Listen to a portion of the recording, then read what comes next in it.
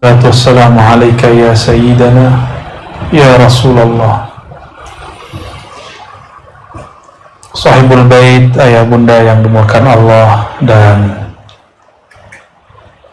saudara-saudariku, ikhwan akhwatku para santri, dan juga beliau nih, maaf nih kita duduk di atas nih Bapak ya. Ya Bapak ya, alhamdulillah. Ada ayat yang favorit saya ulang-ulang selama maulid. Ayatnya sudah sering kita baca, terutama sholat subuh. Surah Al-Insyirah.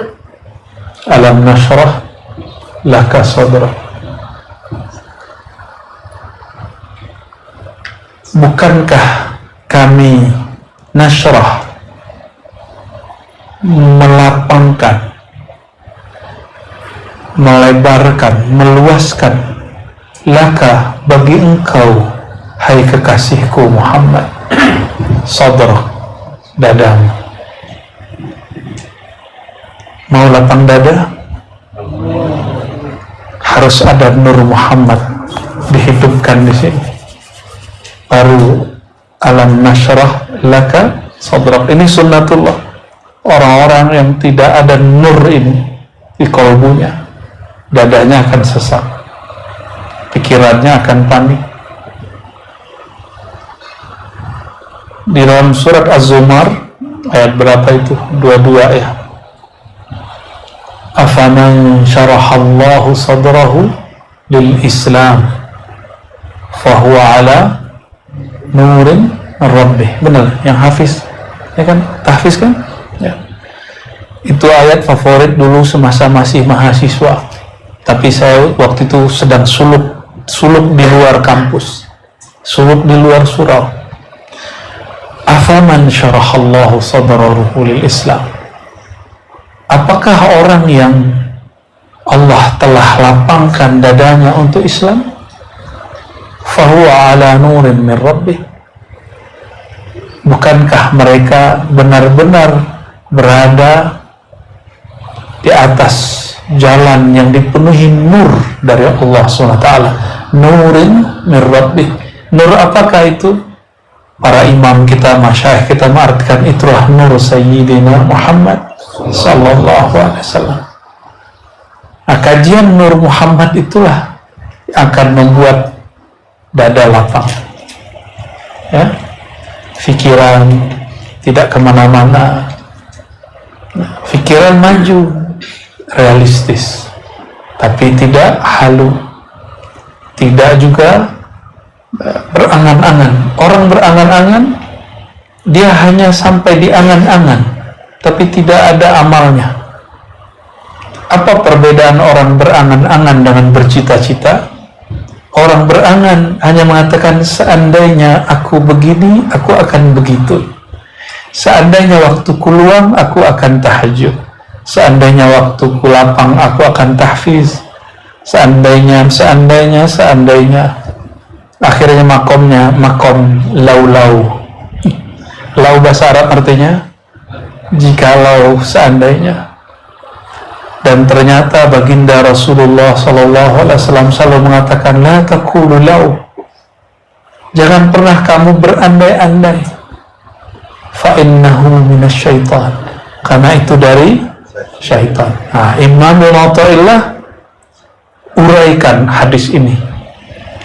Beliau kemudian mengatakan, beda angan-angan halu dengan yang bukan, qaranahu amalun, diiringi, dibersamai dengan adanya amal praktis. Jadi kita mulai beramal. Amal itu dibagi. Ada amal zahir, sholat, zikir, sholawat, itu amal zahir. Berbagi, berdonasi, itu amal zahir. Tapi amal zahir ini bukanlah yang awal. Yang awal itu adalah qalbu. Karena itulah yang dipandang oleh Allah. Yang lain cuma diawasi, tapi yang dipandang Allah hanyalah qalbu. Karena Allah hanya memandang qalbu, Kolbu ini harus betul-betul diperhatikan amalnya. Apa amal kolbu? Kalau di Quran sederhana, amal kolbu itu zikrullah. Ala bizikrillah tatmainnul qulub. Surah Ar-Ra'd ayat 28. Kerjanya kolbu itu supaya dia tenang, dia sampai kepada kedamaian puncaknya. Itu zikrullah. Zikrullah itu juga beragam. Ada zikrullah hanya nyebut-nyebut, sebut-sebut. Ada orang ingin ketemu, misalnya mau ketemu seorang ulama, cuma dia sebut-sebut ulama fulan, ulama fulan, ulama fulan, ulama fulan. Ketemu nggak dia? Nggak ketemu, cuma nyebut doang. Tapi itu sudah bagus, sudah cinta. Itu baru makom pertama, makom menyebut. Karena menyebut dengan lidah, sedangkan berzikir itu tidak hanya dengan lidah. Kalau kita baca ayat 10 ayat terakhir surat Ali Imran, surat ketiga, alladzina yadhkurunallaha qiyaman wa qu'udan wa 'ala junubihim. Coba perhatikan, ini unik ini ayat. Orang-orang yang berzikir di saat mereka qiyam, berdiri, qu'ud, duduk, wa 'ala junubihim, dan di saat berbaring, saat tidur. Kalau tidur bisa zikir? Gimana? Bisa zikir nggak kalau lagi tidur? Ada bunyinya. Itu zikir apa dengkur? Kenapa Allah sebut ini? Allah ingin mengasih tahu kepada orang-orang yang selama ini mengandalkan kecerdasan akal dan lisannya bahwa ada zikir yang bukan dengan lisanmu, bukan dengan akalmu, bukan dengan kecerdasan intelektualmu, tapi ada zikir di saat tubuhmu tidur, dia bangun. Itulah zikir ruh, zikir qalb. Zikirnya ruh, zikirnya qalbu. Bagaimana caranya?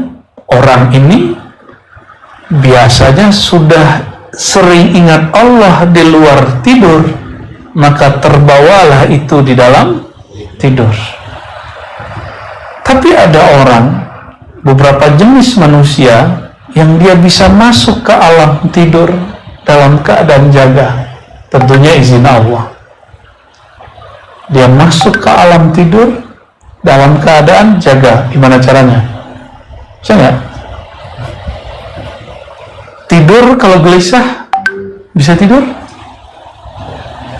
Sakit hati, bisa tidur? Tidak bisa. Perut lapar, bisa tidur? Sulit. Terus gimana cara tidur? Orang tidur, kata ahli gelombang otak, neurologi, itu ketika gelombang otaknya menjadi tenang dan damai. Ada istilahnya, yang standar beta, theta, alfa, macam-macam istilah. Itu kan istilah aja. Sebelum istilah itu Imam Ghazali udah ngomong. Di Quran juga ada. Tenang itu adalah gelombang ketika otaknya pelan, santai. Orang kalau tenang, dia bisa memahami masalah dengan detail. Kalau nggak tenang, orang nggak mampu memahami masalah dengan detail.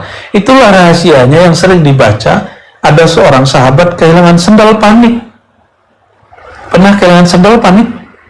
Nah, di zaman dulu sendal lebih mahal. Ya. Terompah kata orang Sumatera. Ya, itu mahal zaman-zaman itu. Hilang, panik dia. Nabi SAW katakan, tenang, kamu sholat 2 rakaat, tenang dulu, kepalanya sujud dulu, sebut nama Allah. Ketika dia tenang, baru ketemu jawabannya. Inilah sejarahnya menemukan barang di dalam sholat. Ya, ini Nabi yang ngajarin loh. Tenang itu akan membuat, bukan kita yang mengingat Allah kasih hantar. Allah yang menghantarkan itu, karena itu memori sendiri. Saya dulu menemani 2 orang yang saya hormati pergi umrah 2013. Jadi kita masuk satu pintunya Masjid Nabawi ini banyak, pagarnya juga banyak. Masuk aja, udah asik, udah rindu sama Rasulullah. Lupa ketika keluar, tadi pintu yang mana ya? Tadi pagar yang mana ya? Gerbang yang mana? Mutarlah 1 jam. Umur saya masih muda, udah pegal, apalagi yang sudah tua, di atas 60. Mereka berdebat lah, sebelah kanan, nanti orang enggak kiri, saya ngikut aja. Maklum anak muda, ngikut aja, adab kita, nggak marah-marah. Tapi udah 1 jam, saya kasihan. Kita pakailah bahasa Arab, kita nanya sama orang. Alhamdulillah bahasa Arab kita masih oke lah. Ya, karena saya hampir 15 tahun tiap hari ngomong bahasa Arab. Ya, habis itu baru dikurangin sekarang. Ya. Walhasil nggak ada yang tahu hotel kita di mana. Pintunya sama semua. Akhirnya saya ingat, ala bidzikrillah tatma'innul qulub. Gelombang pikirannya harus dibikin tenang dulu. Gimana caranya? Yang menenangkan gelombang otak itu kalau kolbunya tenang. Tenangnya kolbu hanya dengan sesuatu yang maha berat. Kolbu itu artinya sesuatu yang gelisah. Kolb artinya bolak-balik. Itu kolb. Yataqallabu artinya yang bergerak kiri kanan. Apa yang membuat dia tidak lagi gelisah bergerak?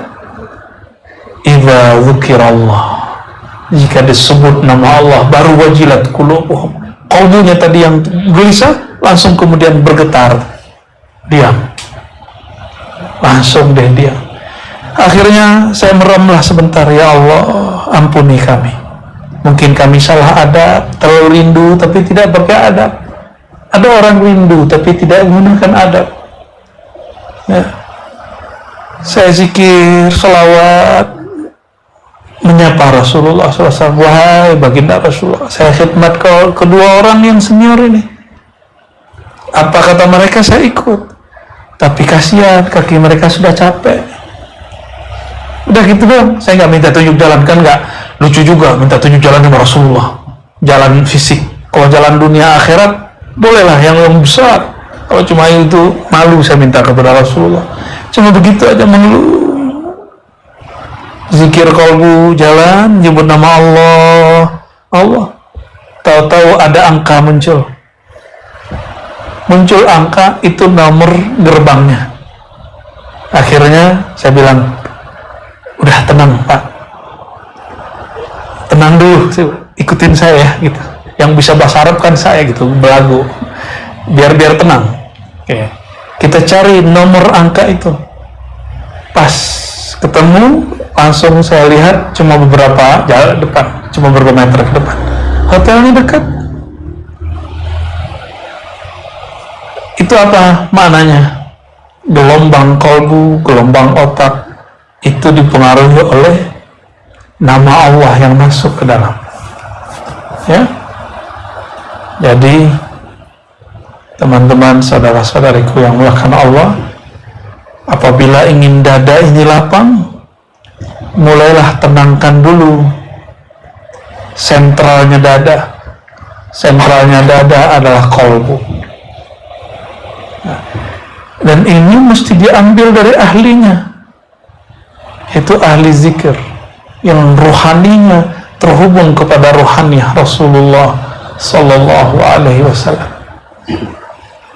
Nah, dalam hal ini Allah kemudian memberi kabar kepada baginda Nabi Muhammad SAW, alam nashrah laka sadrak, bukankah kami lapangkan dadamu, wa wada'na anka wizrak, kami telah lepaskan, tanggalkan wizrak. Wizrak itu bebanmu.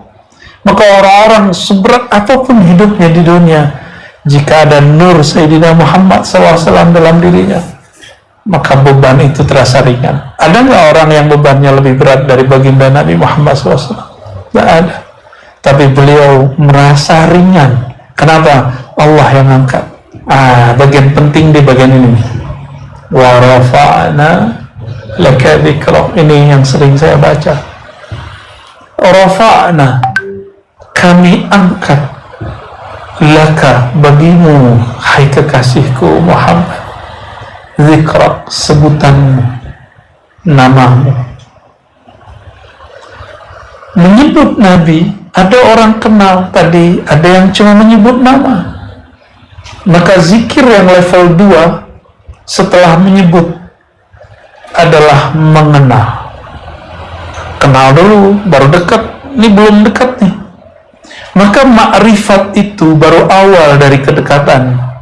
Jadi hati-hati, siapapun di sana, di luar sana, di sini yang sedang dapat anugerah ma'rifat, itu baru awal dari kedekatan. Kita kalau kenalan sama orang, aku Ar-Razi, kamu Fulan, gitu ya, itu berawal kan. Jangan bangga dulu, itu baru awal. Maka nanti harus berkelanjutan, harus mempelajari ya. Kita kalau senang seseorang, kita pelajari sifatnya, kita pelajari pola hidupnya. Ini yang senang futsal nggak? Senang ya. Nabi nggak pernah main futsal loh. Gimana tuh ya? Main futsal, kalau sudah senang main futsal, senang nonton bola otomatis, ya enggak? Oh, nangislah kawan, ya, karena yang kalah kemarin siapa? Yang diulu-ulukan itu siapa? Maroko, ya. Yang diulu-ulukan kalah, nangis lagi nonton bola, ya salam. Tapi kok bisa? Mungkin orang-orang yang intelek mengatakan nggak masuk akal nih. Tapi saya memahami. Orang-orang yang nangis kemarin, ada yang karena kakinya kejepit, ada yang karena kalah judi, ada yang paling hebat yang nomor 3. Dia cinta kepada pemainnya. Pemainnya kalah, kesedihan pemainnya ini masuk ke dalam dirinya. Inilah yang membuat dia sedih. Maka jangan kemudian mengatakan aneh ya gitu. Ya emang bagi saya sampai sekarang melihat orang menikmati nonton bola itu aneh. Bola ditenang-tenang terus sore gitu. Ya, tapi yang suka bola juga ketawa lihat saya. Lu sih nggak ngerti. Ini dunia bro. Ya, dunia kan main-main, jangan terlalu serius ya. Mungkin saya terlalu serius sekali orang. Akhirnya kita memahami. Memahami itu yang terbaik itu dengan mahabbah, dengan cinta. Dan cinta nggak mungkin kalau nggak kenal. Kenal dulu. Orang kalau udah kenal, kalau nggak ketemu rindu. Ya, begitulah kepada baginda Rasulullah SAW. Kenapa kita maulidan, salawatan? Itu ekspresi rindu. Kenapa mahal qiyam? Mahal qiyam itu kan ekspresi kita menyambut kehadiran orang mulia Sayyidina Muhammad SAW. Kita berharap semoga nurnya selalu hadir dalam diri kita. Ya, orang lagu Indonesia Raya aja berdiri. Ya, masa lagu kebangsaan rohani Sallallahu ala Muhammad ya Nabi salam alaika nggak berdiri? Kan lebih mulia Nabi Muhammad dari alam semesta ini. Dan sering kita nanya kepada sahabat kita, lebih mulia Sayyidina Jibril atau Sayyidina Muhammad SAW? Mana yang lebih mulia? Sayyidina Muhammad SAW. Lebih mulia Aras atau Sayyidina Muhammad SAW? Sayyidina Muhammad SAW. Karena Aras bercipta dari nurnya. 4.000 tahun setelah nur Sayyidina Muhammad SAW Allah terbitkan, pancarkan cahayanya. 4.000 tahun cahaya baru muncul Arash. Jadi lebih tua siapa? Nur Sayyidina Muhammad SAW lebih tua daripada ya. Itu tertulis di kitab favorit guru beliau, Abah Jajan, ya, Abah Anom, itu kan kitab favorit mereka, Sirrul Asrar, tertulis di situ. Padahal itu tidak ada di hadis. Terus mereka dapat dari apa? Itulah ilham Rabbani. Bagi yang nggak percaya nggak ada masalah. Yang penting jangan ingkar aja udah. Ingkar qata'at ankal barakah. Keberkahan ilmu itu hilang dari kita. Jadi kalau nggak percaya kajian Nur Muhammad, diam aja, katakan saya nggak ngerti. Ahsan, itu lebih baik. Wa rafa'na laka dzikrak. Kami angkat bagimu sebutanmu. Zikrak, sebutanmu. Zikr, sebutan. Kenangan, ma'rifat, itu artinya. Dan yang puncak zikir itu hudur wal qurb, hadir rasanya, dekat rasa. Berapa macam? Sebut. Kenal. Apa lagi? Kenal itu ma'rifat. Terus ayo. Kalau mahabbah di kita, enggak, ini di makomnya. Kalau orang sudah ma'rifat, muncul mahabbah. Makanya satu paket, ma'rifat, mahabbah satu paket. Baru muncul namanya hudur, hadir dulu. Kalau sering hadir, rasanya lama-lama deket.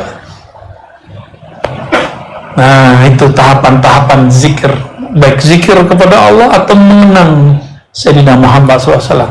Wa rafa'na laka dzikrak.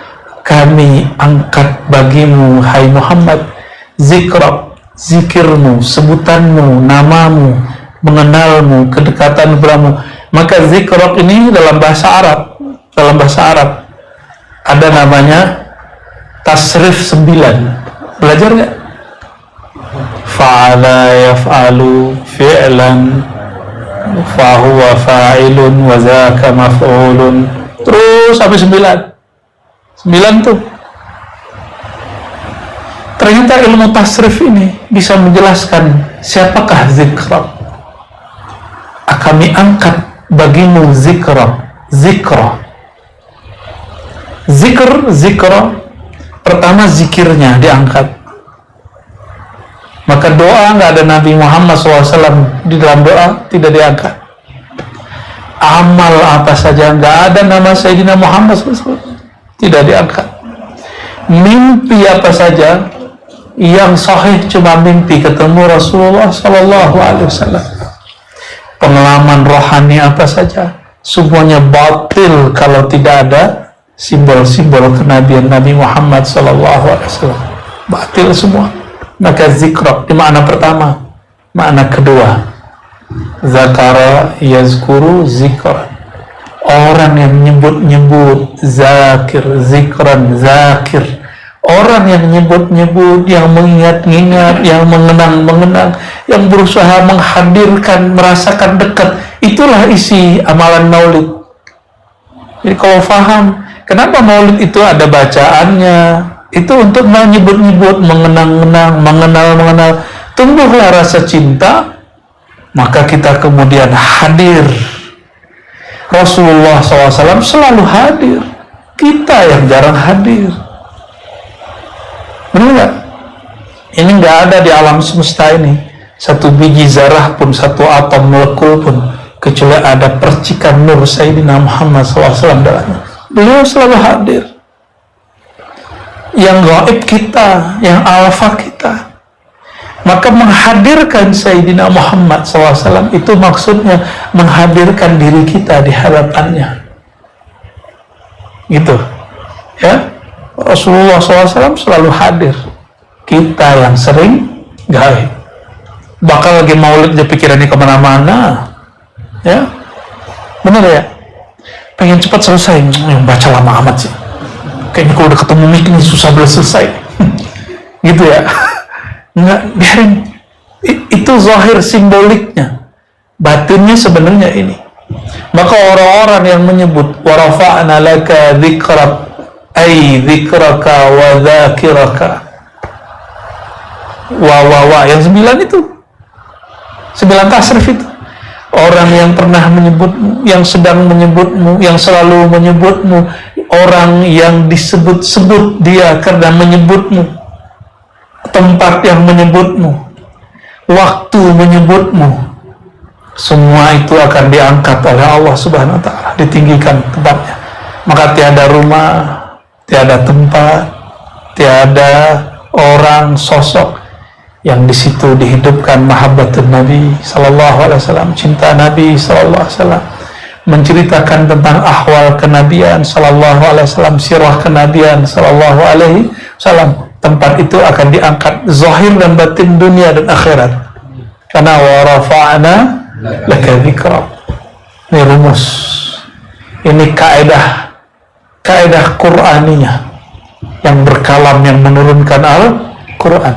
Maka orang-orang yang di dalam kalbunya tersimpan mahabbatun Nabi, ma'rifatun Nabi, hudur Nabi, qurbun Nabi sallallahu alaihi wasallam, orang-orang ini mau dihancurkan semiliar orang gak akan hancur, mau dihilangkan semiliar orang dia gak akan hilang, namanya akan tetap ada. Nabi Muhammad SAW, kota Mekah menghancurin beliau, gak hancur. Sekota Mekah ingin menghancurkan namanya, popularitasnya nggak hancur. Karena kota Mekahnya senang sama beliau. Kota Mekahnya senang, cuma yang tinggal, nah ini manusia-manusia yang ingkar. Inilah wa rafa'na laka dzikrak. Maka sahabat-sahabatku, maka Allah, pesan pendek malam ini, itu udah panjang juga nih. Ada berapa menit? Ya, 30 menit selesai kita. Jika ingin diangkat Allah di dunia dan akhirat, yang penting itu diangkat bertemu Rasulullah SAW, bersama Rasulullah SAW. Itu yang paling penting, bukan terkenal di dunia. Maka hidupkanlah nama beliau sallallahu alaihi wasallam, besarkan namanya, jangan salah-salah kalam tentang beliau. Hari ini saya sedih, banyak ustadz kemudian mengatakan Nabi Muhammad SAW dulu sesat di Bandung nih. Wawajadaka dhallan fahada, surat Ad-Duha, kan surat sebelumnya, sebelum Alam Nashrah. Kami dapati engkau dulu sesat, lalu kami beri engkau petunjuk. Sesat untuk kata Nabi itu bukan sesat untuk kata engkau.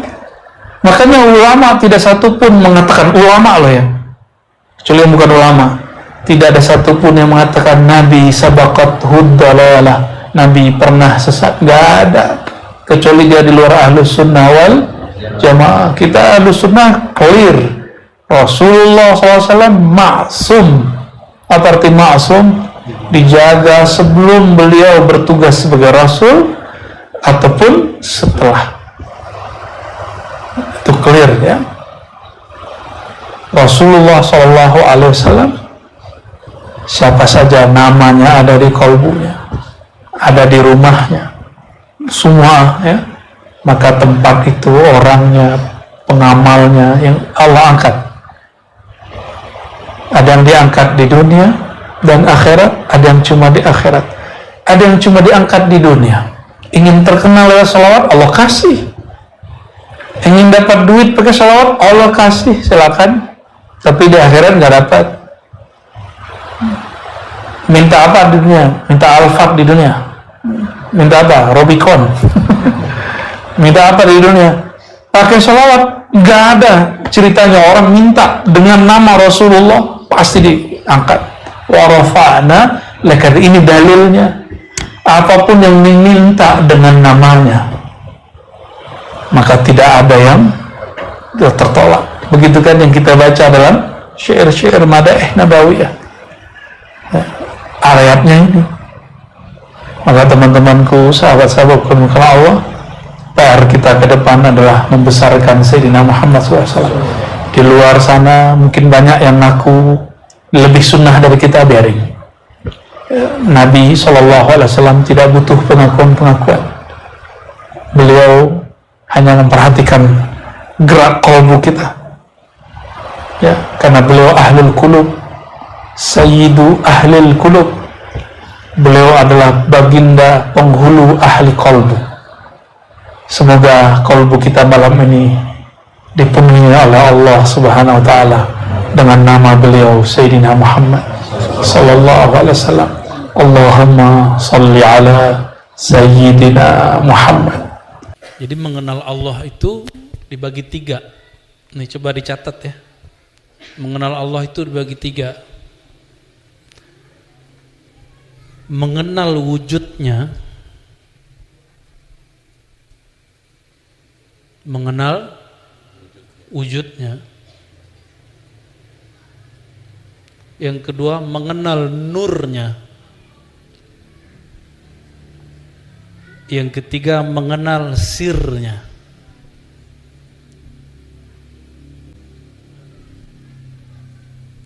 Yang boleh dibagi, jadi semenjak 2022 habis lebaran, sebelum lebaran malah bulan puasa, resmi pengajian ma'rifat pertama dan ketiga ditutup.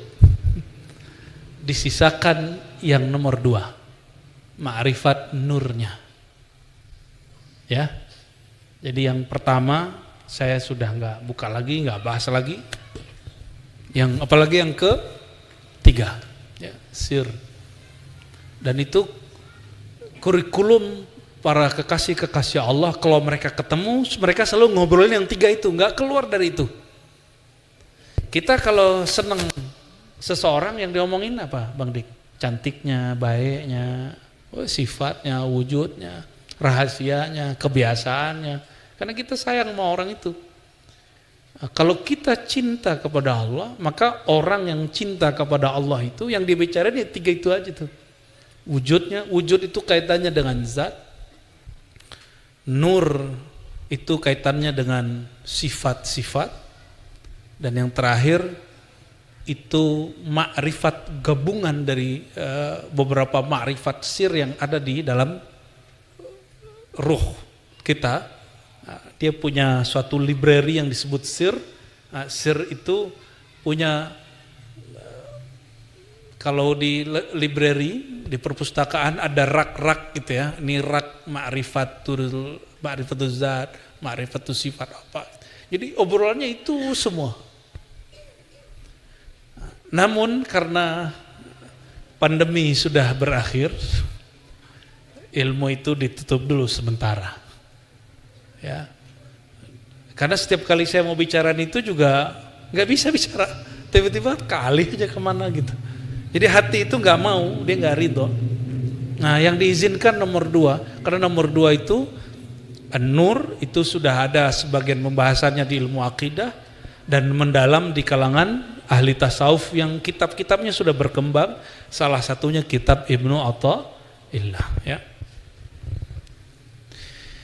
Apa kata Imam Athaillah? Mimma yadulluka, di antara yang menunjukkan, dalil yang menunjukkan engkau terhadap wujud kehebatan Allah, wujudi qahrihi ta'ala.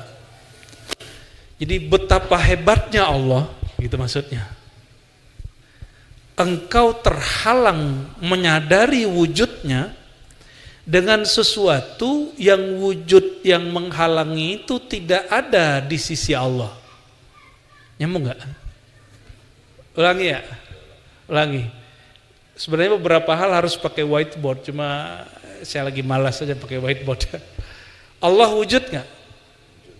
Dulu Allah sendiri apa sudah ada makhluk? Sekarang Allah masih sendiri nggak? Oke? Allah masih esa nggak sekarang? Betul nih. Antum ada kan? Kita wujud nggak? Kita wujud. Allah wujud. Apa bedanya? Dia benar-benar wujud dengan zatnya sendiri, sedangkan kita diwujudkan oleh selain diri kita. Maka dibagi dua wujud. Nah, ini buat peta di pikirannya. Nanti lain kali bawa note ya. Bawa note. Ada wujud wajibul wujud yang dia wujud dengan zatnya sendiri. Ada yang wujud bi ghairihi, bukan dengan zatnya tapi dia diwujudkan oleh yang lain.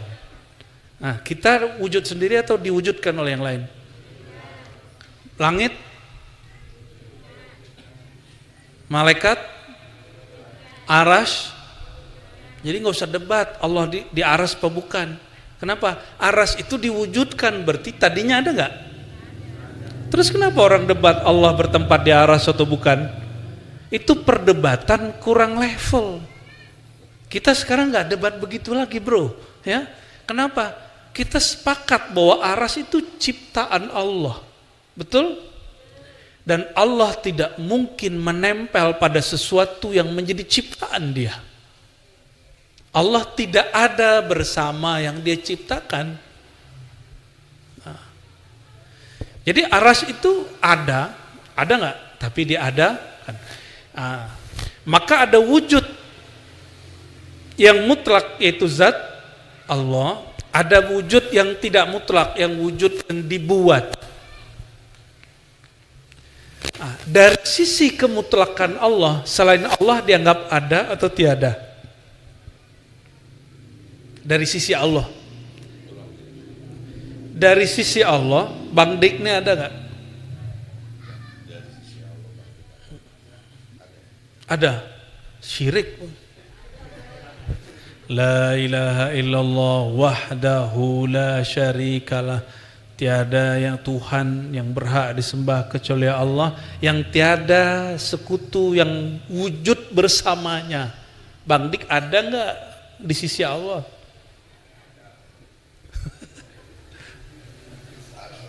Salah. Gimana? Ini ahlu sunnah loh ini bukan bid'ah ini. Bukan wahdatul wujud nih, bukan. Kita nggak lagi wahdatul wujud. Bukan, ini nggak perlu pakai Ibnu Arabi yang begini-ginian. Ini ahlu sunnah ini. Dari sisi zat Allah, selain Allah dianggap tidak ada. Tapi dari sisi kita ada, Allah bisa bedain nggak? Tauhid kita sekarang baru tauhid versi diri kita, belum tauhid menurut Allah. Nah, aliran-aliran seperti Ibnu Arabi, Al-Hallaj, Syekh Siti Jenar menentang itu. Cuma mereka mungkin ada kalimat yang kurang pas. Akhirnya dibid'ahkan sebagian ulama, padahal mereka bukan ahli bid'ah. Ya. Saya sedih sekali ketika ada beberapa ulama baik di Indonesia ataupun jiran mengatakan Ibnu Arabi itu Syiah. Ada lagi yang memfatwakan Ibnu Arabi itu sesat. Itu saya sedih sekali. Kenapa? Ulama kok jahil? Ulama kan artinya orang berilmu. Paham nggak maksudnya? Ulama orang berilmu nggak? Kalau dia berilmu banyak baca kitab. Kalau dia punya baca kitab berilmu, dia punya sanad. Indonesia ulamanya banyak ngaji ke Timur Tengah. Di Mekah itu ada namanya Sayyid Muhammad Alawi Al-Maliki. Sering dengar? Ya, yang di Rusaifah. Sayyid Maliki ini, Sayyid Muhammad Al-Maliki, kalau nulis silsilah Sunan At-Tirmizi, kitab hadis keempat dalam kajian Ahlus Sunnah, itu silsilah sanadnya melalui Imam Ibnu Arabi. Gimana? Sesat nggak Said Muhammad Alawi? Dan yang saya sedih, kok ada sebagian orang yang ngaku murid Said Muhammad Alawi menyesatkan Imam Ibnu Arabi. Itu udah jahilun murakkabun, itu udah jahil, udah nggak ngerti dia dirinya jahil. Dia harus insaf itu. Kenapa? Sama saja dia mengatakan guru dia sesat karena bersanad kepada imam yang sesat. Jangan sampai ada begitu di kita, ya. menganggap seorang tokoh sesat, padahal silsilah ilmunya dari situ. Di Indonesia ada namanya Syekh Ihsan Jampes, Kediri. Pernah dengar? Ihsan Jampes, baru dengar? Baru dengar. Mu'alaf juga dirimu nih. Syekh Ihsan Jampes ini itu gurunya Syekh Yasin Al-Fadani di Mekah. Itulah yang membawa silsilah Imam Ibn Arabi ke tanah Jawa, ke Nusantara ini. Maka jika disebut ahli sunnah, salah satunya lewat jalur beliau. Ya, jadi teman-teman, kadang-kadang orang memfatwakan sesuatu yang tidak faham, berjamaah lagi ya. Nah, ini harus direvisi. Fatwa itu tidak suci, jika salah harus kita tentang. Ya, jika salah mesti kita kritisi. Siap nggak mengkritisi fatwa yang salah? Harus ya. Nanti kita tunjukin ada fatwa aneh-aneh itu. Dari zaman ke zaman loh. Ya. Baik teman, balik ke sini. Balik ke sini.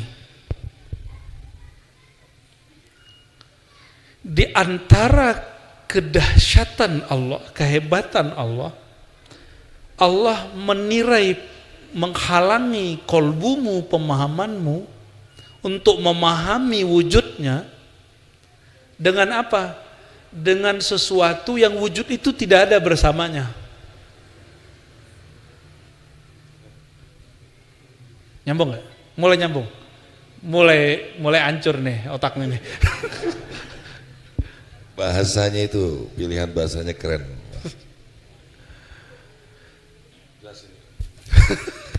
Aras itu makhluk. Kursiul wasi'u kursiyuhus samawati wal ard. Maha luas kursi Allah. Langit makhluk. Oke, surga makhluk. Neraka baru kenceng nih makhluknya. Surga ingatnya kawin ya. Itu semua makhluk dan orang terhalang untuk menembus kesadarannya bertuhan karena si makhluk-makhluk itu.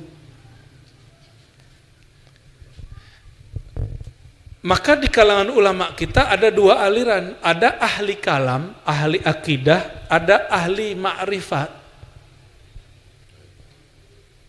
Kalau ahli kalam membuktikan wujud Allah dengan alam,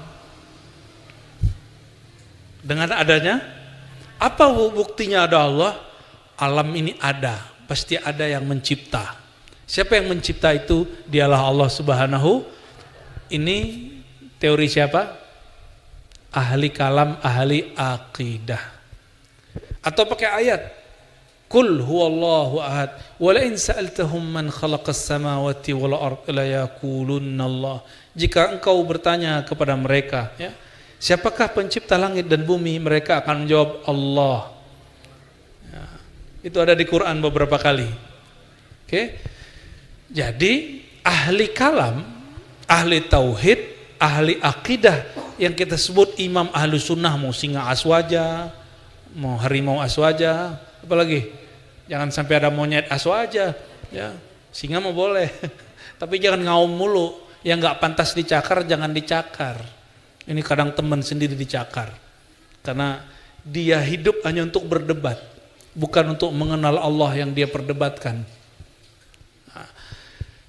Ada kelompok kedua, ini Ibnu Taimiyah sendiri yang mengatakan, orang yang mengenal Allah tidak perlu dengan wujud alam, yang alam ini tidak ada bersama Allah. Aras alam, langit alam, gunung alam, matahari alam. Kalau kelompok pertama tadi, gimana cara membuktikan wujud Allah? Lihatlah langit, bumi, matahari, semuanya ada karena diadakan Allah. Ini ilmuwan ahli kalam.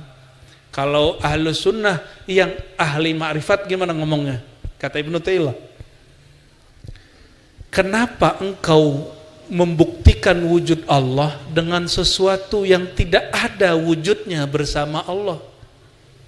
Alam ini dia tidak pernah menyekutui wujud Allah, tidak pernah membersamai wujud Allah, karena Allah dulu sendiri sekarang tetap sendiri, sampai nanti sendiri. Dia dulu Esa, sekarang Esa, sampai nanti Esa. Maka cara mewujudkan Allah gimana? Cara membuktikan wujud Allah gimana? Buktikan wujud Allah itu dengan wujud dia sendiri, dengan sifat dia sendiri. Gimana caranya Bang Dik?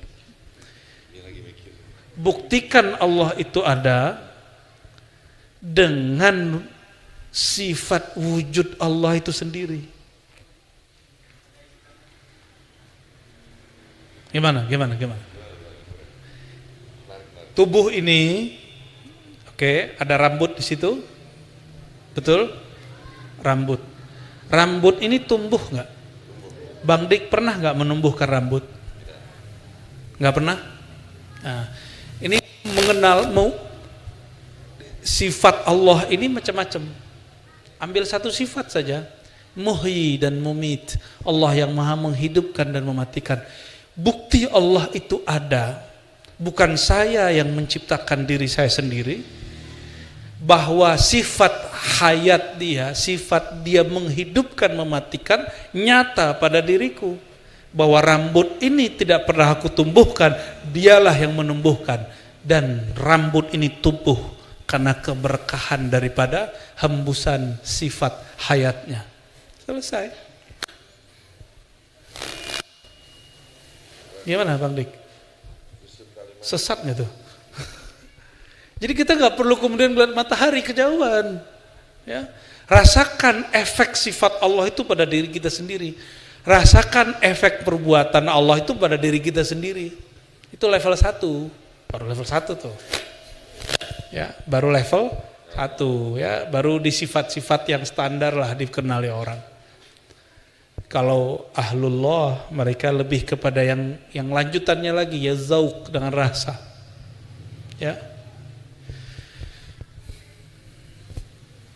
Kira-kira maka Imam Ibnu Abbad, ya, apa kata beliau? Ini salah satu Imam Syazili, ya. Annama siwallah, ini kesepakatan ahli ma'rifat dari kalangan ahli sunnah. Annama siwallah admun mahdun min haitsu zatih. Selain Allah itu dianggap tidak ada sama sekali dari sisi Allah. Bukan dari sisi Bang Dik, bukan dari sisi saya. Teman-teman ini ada enggak di sisi Allah? Tapi dari sisi teman yang lain, okay. Dari sisi wujud si hamba, maka alam ini ada. Tapi dari sisi wujud Allah, alam ini tiada. Saya mau tanya, setelah Allah menciptakan alam, Allah berdua enggak dengan alam? Ini pertanyaan jebakan. Allah dulu sendiri, benar? Lalu Allah menciptakan alam. Allah jadi berdua enggak? Tetap sendiri? Antum sahih akidahnya, ya. Nanti kalau ditanya sama malaikat mungkar nakir, man rabbuka? Jawabnya kenceng itu. Ya. Allahnya kenceng itu, kaget nanti malaikat mungkar nakir. Insya Allah.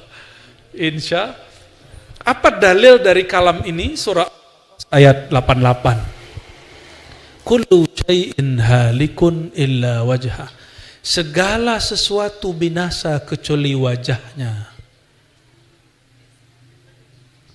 Maka Bang Dik, kalau lagi melihat peran Allah pada si rambut, itu lagi nyaksiin wajah Allah. Maka wajah, ini yang masih boleh dijelaskan. Wajah Allah itu dilihat dari dua sisi. Tolong dihafalkan, satu wajah uluhiyah. Coba, wajah yang disebut wajah mana? Ini. Apa ini? Maka wajah itu sesuatu yang ditatap, itu wajah namanya. Apa yang diartikan wajah? Sesuatu yang ditatap. Sudah? Oke? Oke. Yang disebut wajah uluhiyah, wajhullah. Wajhullah disebut wajhullah, wajah uluhiyah. Ada dua, wajah uluhiyah, wajah rububiyah. Uluhiyah itu Allah menatap kepada dirinya sendiri. Di saat Allah menatap dirinya sendiri, maka keluarlah ayat ini. Segala sesuatu binasa kecuali hanya wajahnya. Ini wajah disebut wajah uluhiyah. Bukan wajah begini, bukan. Wajah di situ bisa diartikan zat. Bisa diartikan apa? Zat. Segala sesuatu binasa kecuali zatnya.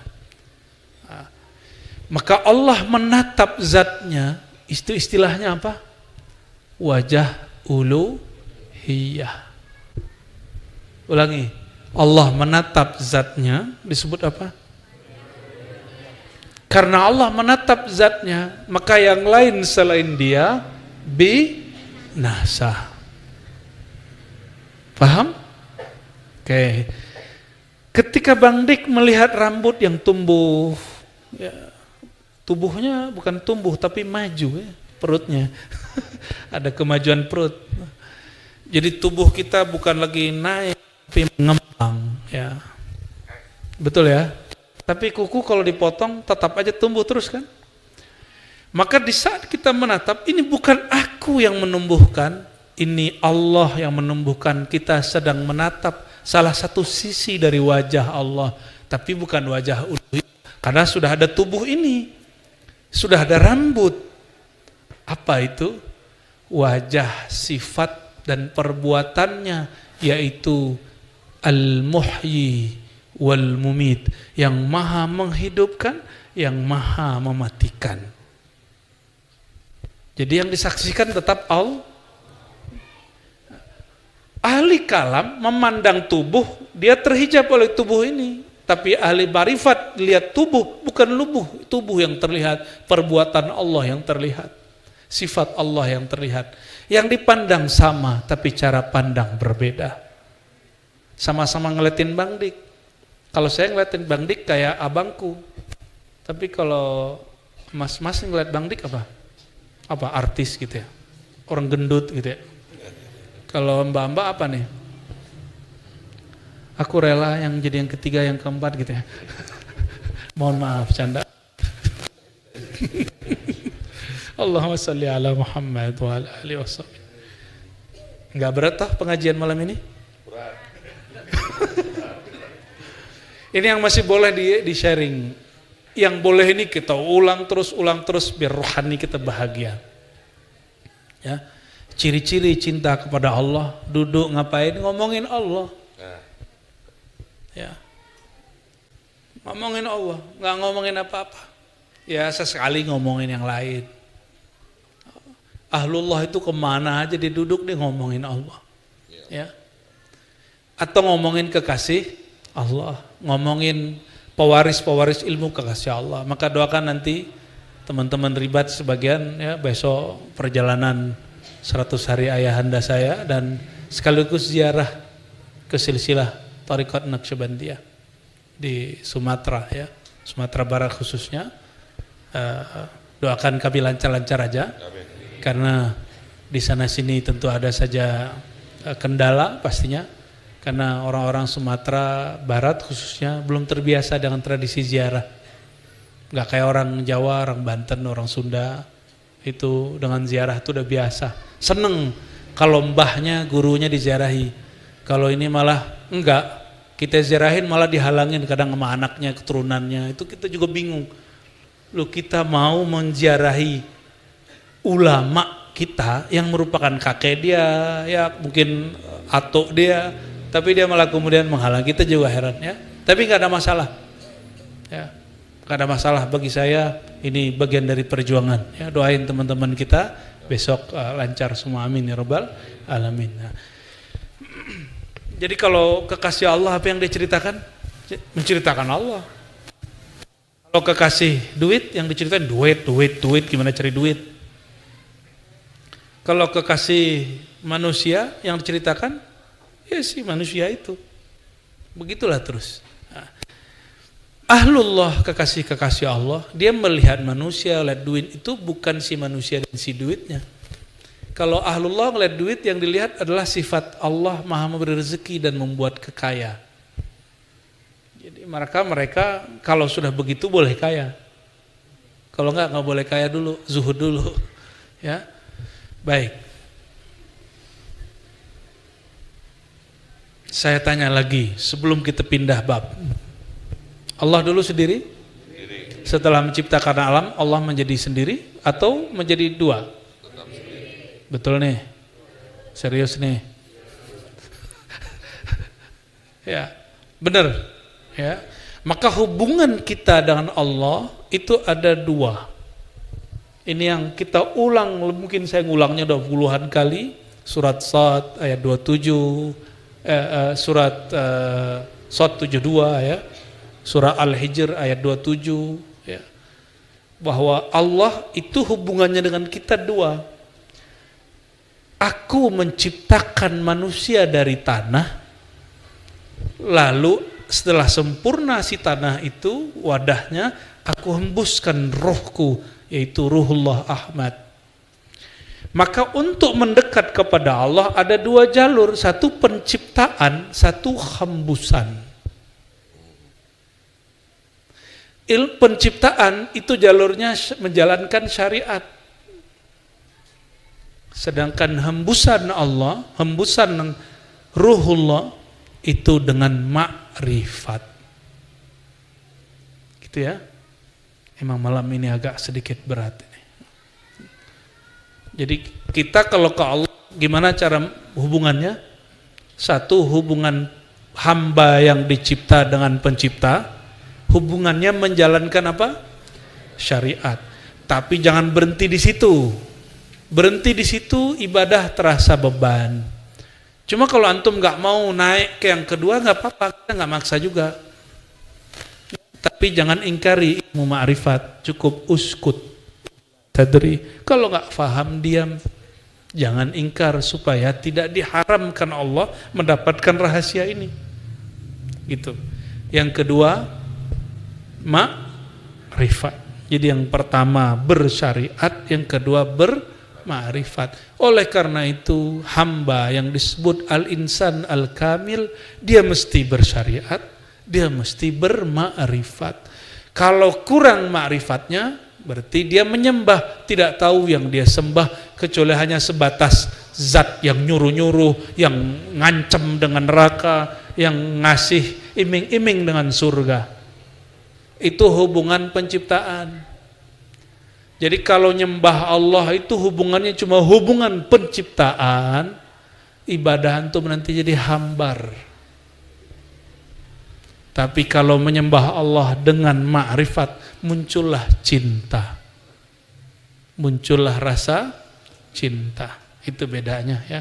Nah, kita dua paket ma'rifat ini kita ajarkan. Dua paket jalan ini, jalan yang pertama, jalan yang kedua, dua-duanya diribat insyaallah diajarkan. Kita enggak satu-satu ya.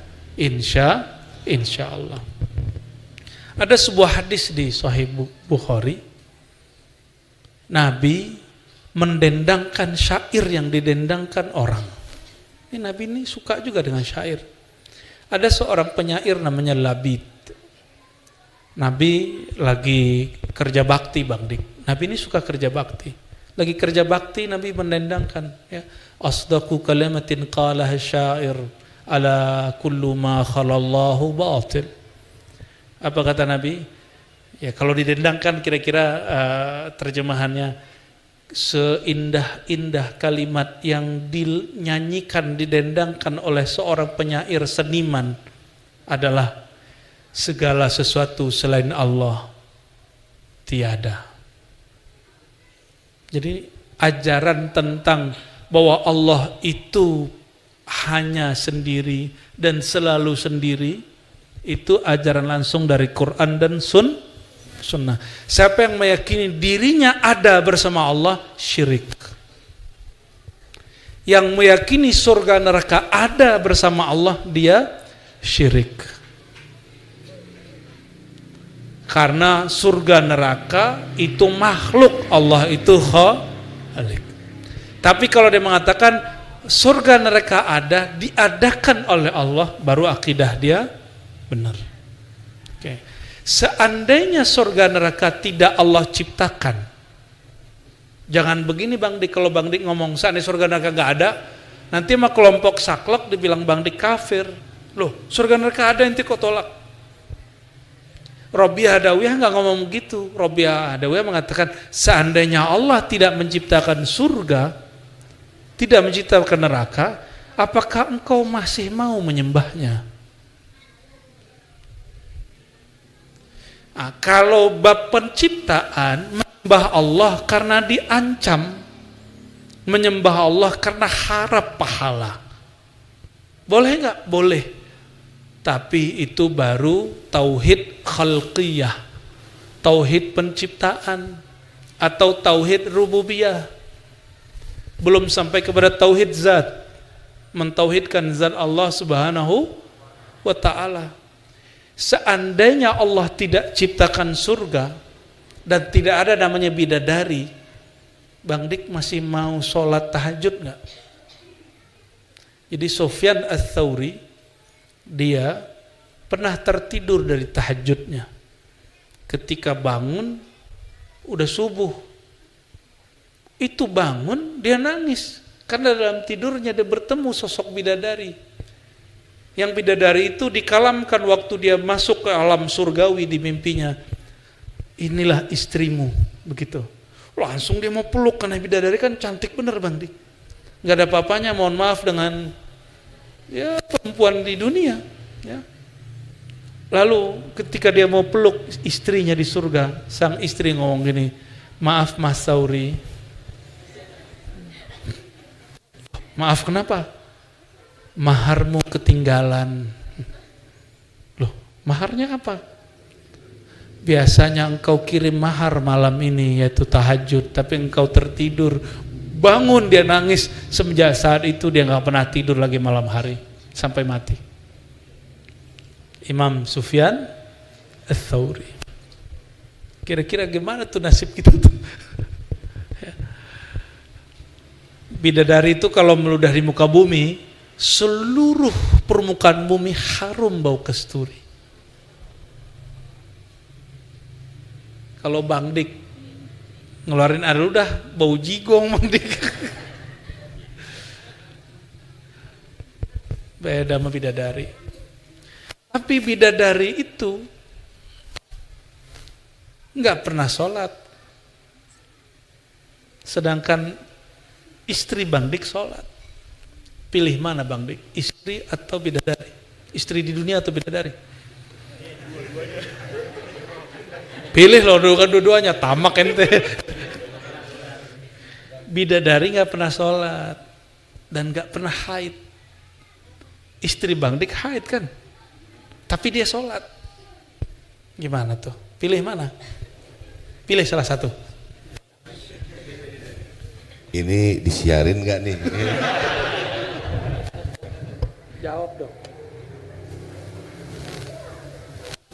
Ya kan, untuk menemukan bidadari yang cantiknya, tidak terbasuh air wudhu itu, bagaimana sikapku di dunia ini menyintai istriku dengan baik-baiknya gitu. Alhamdulillah. Semoga didengar istrinya ya. Kan salah lagi. Salah pula. Baik. Jadi teman-teman semua gak usah terlalu nafsu dengan surga. Masuk surga itu gak pakai nafsu, tapi pakai rahmat Allah. Benar toh dalilnya sahih gak nih? Kamu gak masuk surga dengan amalmu, karena kamu pasti nafsu dengan amalmu. Ya. Masuk surga itu dengan rahmat Allah. Rahmat Allah itu jeroannya Nabi Muhammad SAW. Batinnya Nabi Muhammad itu rahmatullah. Benar gak? Jadi ketika beliau mengatakan, tidaklah kamu masuk surga kecuali dengan rahmat Allah. Lalu orang bertanya, engkau begitu juga wahai baginda? Kata beliau, iya, kecuali Allah meleburkan aku dalam rahmatnya. Ini yang nanya belum aware juga ini. Padahal maksudnya, akulah sang rahmat itu. Jadi kalau diterjemah gimana?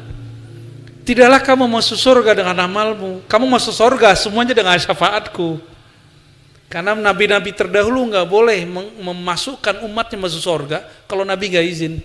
Hatta Nabi Adam nggak boleh masuk surga lagi kalau Nabi Muhammad SAW nggak izin.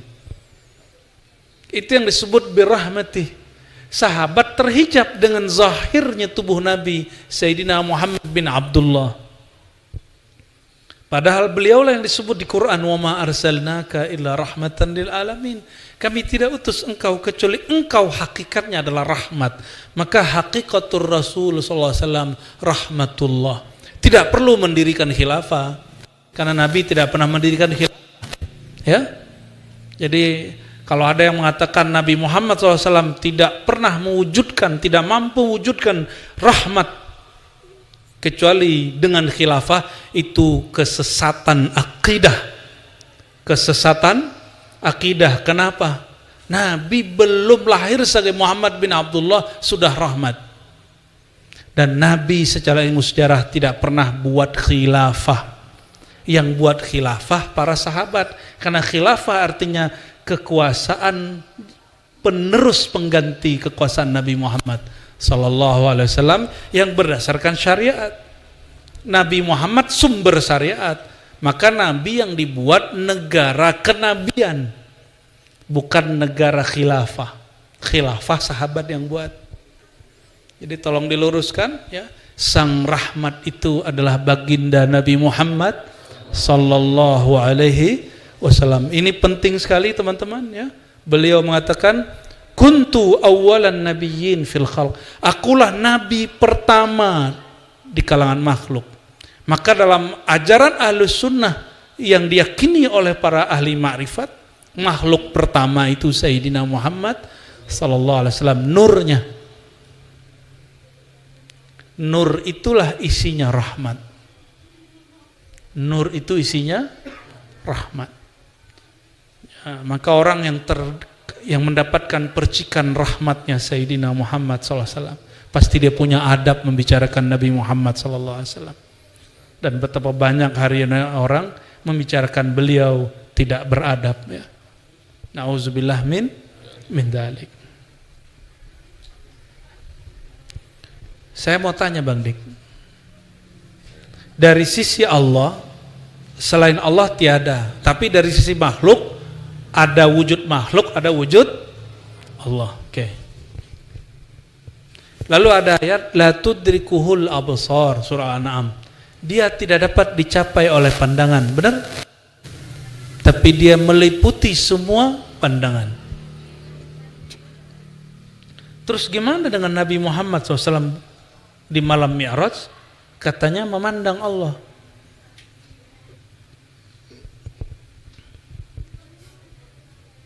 Padahal ayatnya mengatakan Allah tidak dapat dicapai oleh pandangan. Gimana? Nyambunginnya gimana?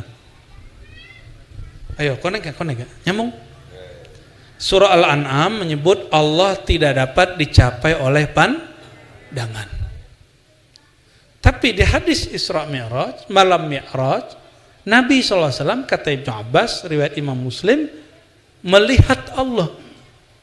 Nanti kita di surga juga akan melihat Allah. Akidah Syiah yang cenderung ke Mu'tazilah, dan Mu'tazilah semua dan Qadariyah mengatakan mau dulu Nabi Muhammad SAW ataupun nanti di surga itu selama-lamanya tidak dapat melihat Allah. Itu akidah mereka. Sedangkan akidah Ahlus Sunnah, Allah itu ada atau bukan? Kullu mautin sahha ayyura. Ini kalam Imam Asy'ari. Segala yang wujud bisa dapat dilihat, tapi bukan oleh mata pandangan-pandangan ini. Jadi ketika ini sahabat Nabi beda pendapat loh Bapak Ibu ya. Saudara-saudaraku, jangankan kita, antara Sayyidah Aisyah dengan Ibnu Abbas beda pandangan. Kata Sayyidah Aisyah hanya melihat cahaya, kata Ibnu Abbas enggak, melihat Allah. Nah, gimana caranya untuk mengatasi itu? Ternyata ada satu hadis qudsi di Sahih Bukhari.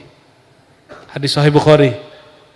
Ya, ini salah satu hadis yang menjadi pilar dalam ilmu ma'rifatullah. Apa itu? Allah berkalam, ya, la yazalu abdi yataqarrabu ilayya bin nawafil. Hambaku senantiasalah mendekatkan diri kepadaku dengan amal-amal tambahan, ma'rifat tambahan. Hatta uhibbahu, sehingga aku cinta kepadanya. Fa idza ahbabtuhu, jika aku telah mencintainya, aku gantilah pendengaran dia menjadi pendengaranku, pandangan dia menjadi pandanganku. Ya. Waduh, baca hadis qudsi ada lampu yang jatuh. Untung bukan jatuh hati. Coba ulangi hadisnya. Apabila aku mencintai sang hamba, aku ubah pendengarannya menjadi pendengaranku, pandangan dia menjadi pandanganku. Oleh Imam Hakim Tirmizi, beliau punya sanad sendiri kepada Rasulullah, ditambahin fuadnya berfikir, bertafakkur itu dengan fuadku, kalamnya berkalam dengan kalamku. Apa maksudnya? Oh, ternyata babnya bab cinta. Allah kalau jatuh cinta kepada hamba, maka hambanya disebut Habib, Al-Habib. Yang bergerak Al-Habib secara mutlak hanya Sayyidina Muhammad SAW. Habib-Habib hari ini cuma dapat berkah darah sang Al-Habib. Maka Al-Habib hari ini secara batiniah belum tentu Habib, mohon maaf para Habib. Secara darah iya, darah Sayyid sebenarnya, belum semua Sayyid itu disebut Habib. Habib itu makom baginda Nabi Muhammad SAW. Makom apa? Makom ditukarnya sifat kemanusiaan dia dengan sifat nur rububiyahnya Allah. Sehingga dia memandang bukan lagi dengan pandangan dia, tapi Allah lah yang memandang saat itu. Kenapa? Jika telah nyata Allah pada seseorang, dia tidak lagi memandang dengan matanya. Tapi Allah lenyapkan mata dia, Allah lenyapkan pandang dia. Yang memandang saat itu hanya Allah. Di saat itu baru kita faham. Nabi Muhammad SAW itu kekasih Allah bukan? Beliaulah al-fani fi hubbillah. Zat sosok yang fana, lenyap, lebur dalam cinta Allah. Maka beliau memandang bukan lagi dengan basar Muhammad bin Abdullah, tapi dengan Muhammad Habibullah. Kalau dengan pandangan Sayyidina Muhammad Habibullah, pandangannya adalah pandangan Allah, pendengarannya adalah pendengaran Allah. Tapi ini disebut sisi rububiyah. Nur rububiyahnya Allah terbit pada diri Sayyidina Muhammad SAW. Di saat itulah Allah izinkan sang Habib memandang kekasihnya. Ya, selamat pusing. Ya. Nah, maka kalau nggak percaya ya mengenai pandang memandang wujud ini, silakan buka Syarah Ibnu Abbad. Ini syarah kitab Ahlus Sunnah dalam tasawuf. Karena banyak hari ini yang ngaku-ngaku ingin membersihkan tasawuf dari ajaran yang sesat. Ternyata di kitab begini yang basic aja nggak baca. Ini kitab basic. Kitab yang tinggi-tinggi ada lagi di atas ini. Dan ini mengajarkan tentang ru'yat, mengajarkan tentang wujud mutlak. Ya, standar.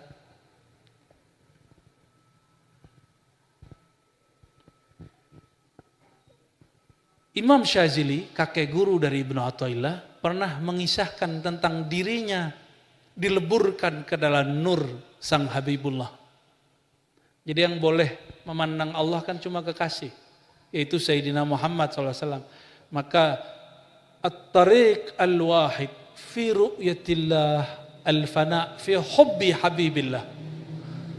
Jadi satu-satunya jalan untuk memandang Allah, mengenal Allah hanyalah lebur dalam mencintai sang kekasih Allah. Maka nanti kita dipinjamkan basornya, dipinjamkan samanya. Baru diizinkan memandang. Sayyidina Abul Hasan Syazili, karena manhaj tasawufnya Ahlus Sunnah Termasuk Jatman, Jamiah Thariqah Mutabarah katanya ikut Imam Syadzili. Imam Syadzili mengatakan apa? Aku pernah dianugerahi ru'yatullah. Ngeli gitu. Ada di sini dengan lafaz yang lebih vulgar lagi ya. Kalau di kitab At-Tanbih Syarah Hikam Thailah ada di halaman 220. Ya. Qawiya alaih syuhud marrah. Penyaksian terhadap Allah begitu kuat rasanya pada diriku. Lalu aku bermohon fasa'altuhu ayastura dzalika anni. Lalu aku bermohon ya Allah, tutuplah musyahadah memandang ini daripada engkau. Enggak usah. Faqila li, tapi tiba ada yang membisikkan. Kalau engkau meminta kalamnya Musa, ruhnya Isa, pilihannya Sayyidina Muhammad, itu baru bermasalah. Tapi mintalah ayyuqawwiyaka untuk menguatkan engkau dalam cinta kepadanya. Baru sanggup memandang Allah Subhanahu wa ta'ala. Maka saya boleh buat satu kaedah ya. Kesiapanmu ya, ista'daduka li ru'yatihi, kesiapanmu untuk memandangnya bergantung kepada isti'daduka li mahabbati habibihi atau li hubbi habibihi. Sejauh mana engkau mencintainya, sejauh itulah hakmu memandang Allah. Jadi nanti di akhirat kan ada salah satu surga memandang. Surga itu ada surga syahwat, kawin sama 72 bidadari. Mau gak? Jomblo-jomblo? Mau ente? Satu aja belum ya. Kuat gak tuh 70 ntar? Ini 70 loh, belum lagi dayang-dayangnya itu. Itu 72 itu ratu semua. Ya. Tapi Allah yang menciptakan bidadari itu lebih indah. Maka ketika ahli surga sudah jenuh dengan nikmat surga, mereka bertanya, siapakah yang punya surga ini? Maka diizinkanlah sebagian mereka yang sudah bermakrifat waktu di dunia untuk bertemu Allah waktu petang dan sore, petang dan pagi. Diizinkan. Di saat mereka memandang, nah itu syaratnya tadi, itu memandangnya bersama baginda Nabi Muhammad, mesti lebur dulu dia ada makrifat Nabi Muhammad SAW. Oleh karena itu teman-teman, kullu haqiqatin batil.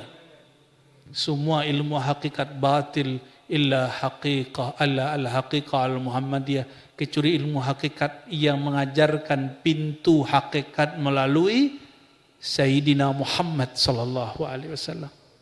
Jadi kalau ada orang bilang enggak ada, langsung saja kepada Allah, itu makrifat syaitan. Itu makrifat syaitan. Semoga kalau ada yang sudah terlanjur begitu dia surut, dicek lagi apa yang salah di catatan dia dulu waktu ngaji makrifat kepada gurunya. Gak ada Muhammad katanya, Muhammad dalam diri kita. Itu suul adab itu. Ya. Walaupun betul nur Sayyidina Muhammad mengalir dalam diri kita, tapi kita bukan Muhammad. Sang Muhammad secara fisik Allah wafatkan beberapa abad lalu. Ya, secara nur tidak berhenti, tapi kita bukan Muhammad.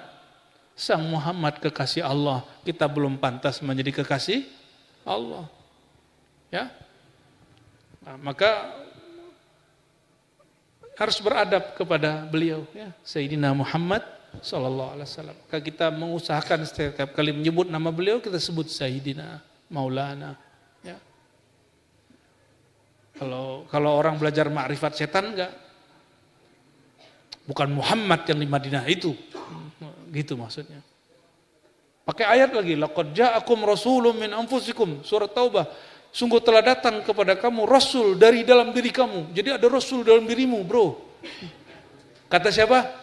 Ini hati-hati, ini marifatnya bisa melenceng nih. Ya. Kita tidak mengatakan orang ini sesat mutlak, tapi hati-hati, ini penafsiran berbahaya. Ini penafsiran berbahaya. Baik teman-teman semua.